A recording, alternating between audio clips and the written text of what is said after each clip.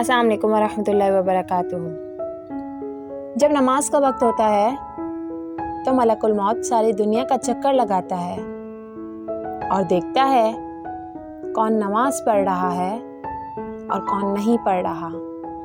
جو نماز کی پابندی کرتا ہے اس کی موت آسانی سے ہوتی ہے، اور جو نماز میں غفلت کرتا ہے اس کے ساتھ موت کے وقت شدت اور سختی اختیار کی جاتی ہے۔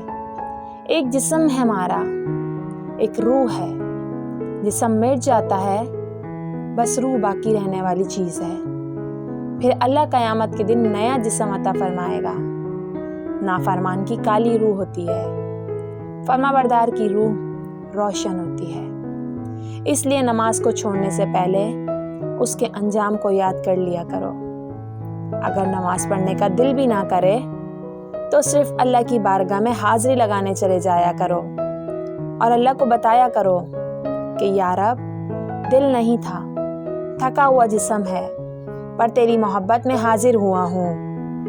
نماز کو کسی بھی حال میں مت چھوڑیں۔